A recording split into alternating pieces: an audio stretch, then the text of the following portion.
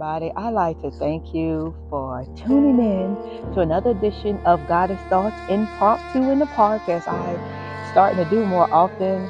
I didn't go live. I'm recording this ahead of time, but this is another edition of my impromptu Goddess Thoughts. And what I'm going to talk about today and what prompted this today, I started with something I found that was talking about there's three types of people: settlers, people who get over, and people who do too much. And I started digging a little deeper into these three types of people, and I started going deeper into understanding there's just not three types of people, it's three states of consciousness, and as well as how we can apply this to our lives. So I wanted to kind of dig into this a little bit and just share it with you, because I just wanted to give some information and some of the research and the things that I really be working on and sitting in the park doing, that I know I'm being led to share, that I just be keeping to myself.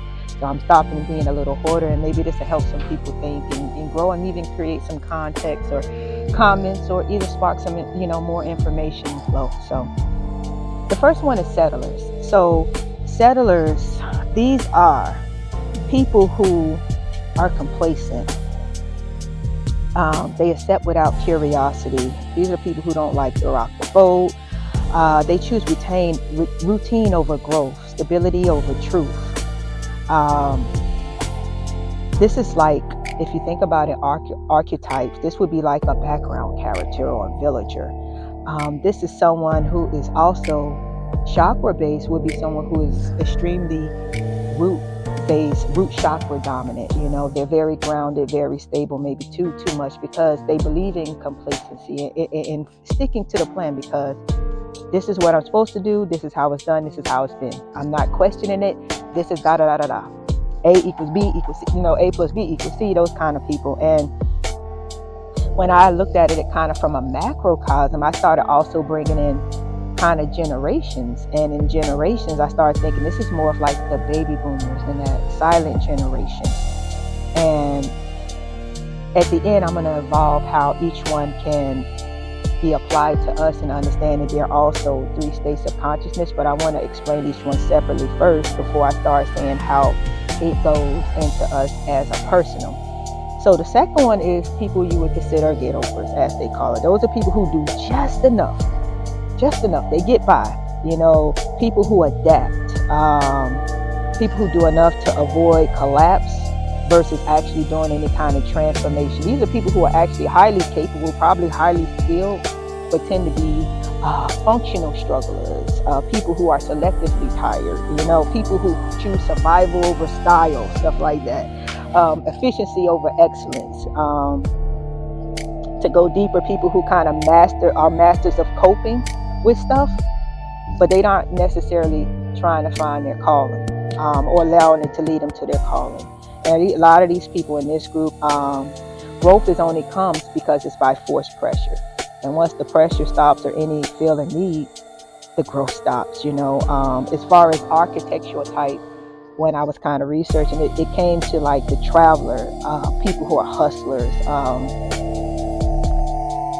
And it made me think it's more like a mindset of stagnation disguised as balance.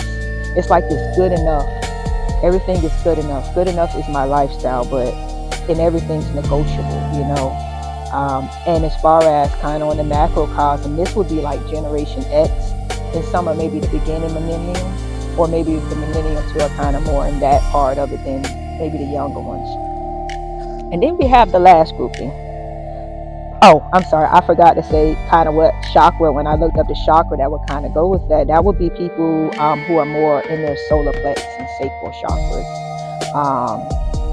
So solar plex, that confidence, that power. Sacral is, I would be honest, right now, I don't know why sacral slipped me, but I'm going to come back and edit that and add in the sacral chakra. So now I'm going to go to the third group, which is the do too muches. People who just always seem to do too much. And when you think about people who do too much, those will actually be considered kind of your loners, your achievers, your chosen ones. People who are always seen as doing too much because they understand what they're doing.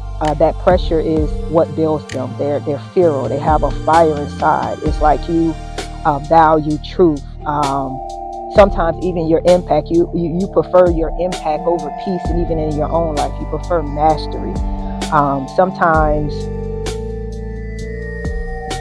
with dealing with the too muchers, the archetype for that are kind of like the seers, the lone wolves, the reluctant leaders, people who kind of just stumble into it because you question you, but you don't even know why. You kind of keep going. These are people sometimes who to an extreme have a savior complex, or people who do a lot of isolation. Also, people in the do too much are highly prone to burnout. And macro wise, this would be your younger millennium Gen Z alpha. And if you kind of think about that fire, that change in them, and then the chakras that I noticed were associated with that kind of when I was doing my research, would be your third eye, your crown, and your throat. Also with them, their nervous system tends to be overloaded and overstimulated a lot, so which also kind of leads to burnout. And you can understand, if you understand the chakras, those top three chakras, very, very powerful, and can, without control, can be overstimulating, not only emotional wise, but in a lot of other ways. And so now when I kind of start thinking about this, it also breaks down in 3 states of consciousness.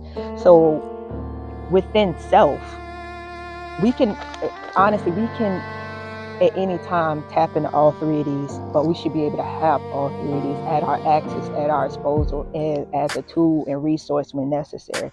So first with the cellulus within self in that micro view, that's like the preservers. It's like life and repetition. It's the lower chakras, but it's the ability to be able to see. You see the reality given, you know. But what that allows you to do is be grounded and have that balance, because you have a consistency, you have a foundation, and you may not necessarily question it, but that stability and complacency allows you to build and have that stable foundation, which is key, because that is the lowest chakra. And we build from the bottom up, and sometimes we don't understand that, or sometimes do it and just practice it. We may know it, but we don't necessarily practice. And when you get into the second, which is the get overs, that's that transformation, those transformers. That's that live in action, which is the middle chakras, you know. That's that life feels, you feel, it's reality, it's negotiable. You're more of a feeling. I see how it feels. I feel what needs to be done.